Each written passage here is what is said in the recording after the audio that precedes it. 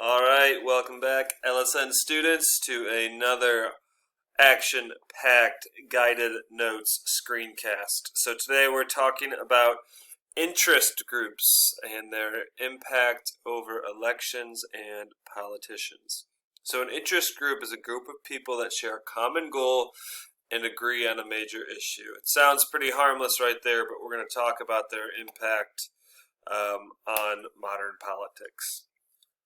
So interest groups try to influence government officials on specific issues, and they also lobby elected officials. We'll talk about what lobby means in a second.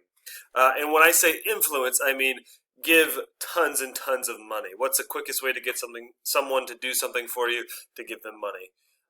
And these interest groups will donate cash to politicians to vote for things in their favor, which, again, it's okay to donate to politicians, but the scale that it has reached in the United States is far too high, and it's one of the biggest problems with our government right now.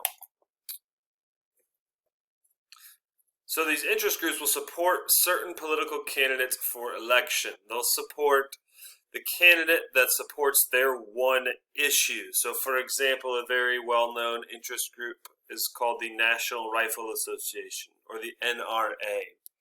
Now, they're most often going to support, virtually every time, a Republican, because Republicans tend to be more favorable towards gun ownership. Another example of an interest group would be an environmentalist group. The Sierra Club is a good example, and they'll tend to support Democrats because Democrats tend to be more favorable towards protecting the environment. But again, they're only concerned really with one issue, as opposed to political parties who are concerned with a lot of different issues. They'll often use propaganda to help their cause. They will also put out political ads during election years, just like political parties do. So I mentioned the National Rifle Association. You can see their logo right here. There's also the American Medical Association and the National Education Association, which represents doctors and teachers. All these groups support one issue or group of people. So you have the NEA, which supports teachers, and will try to raise the quality of pay and jobs for educators across the country. Now, helping teachers is certainly a good thing, but many people argue the influence of these interest groups is much too high, and they need to be a little more restricted in the political realm. So the next key term we're going to look at here is lobbyists, and they are people who work for interest groups.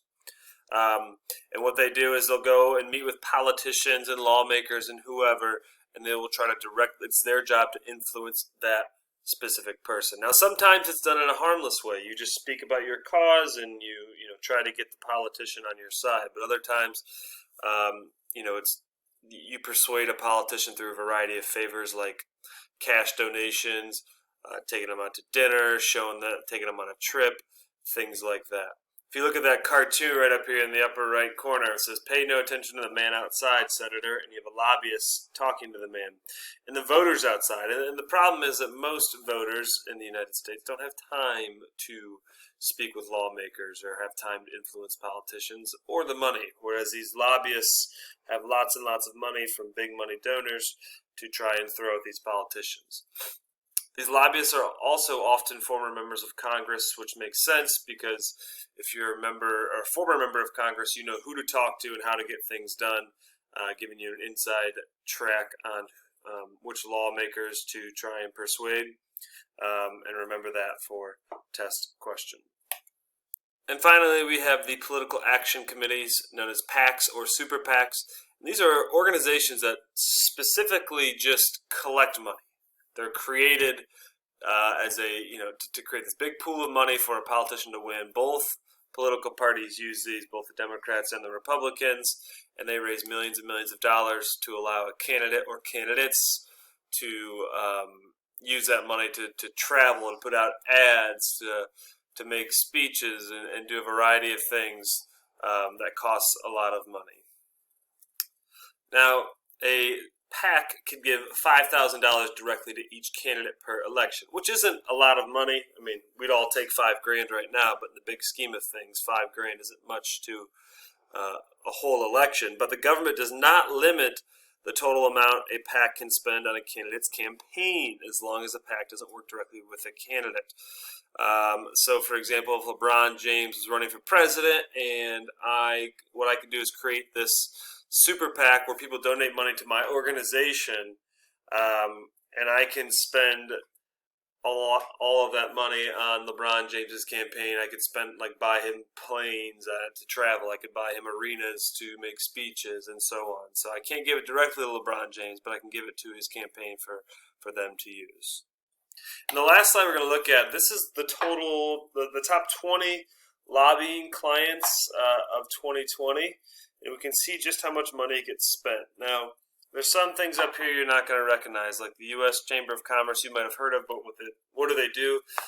It's a way for businesses across the country to donate money to politicians, and they represent the interest of corporate businesses or small businesses.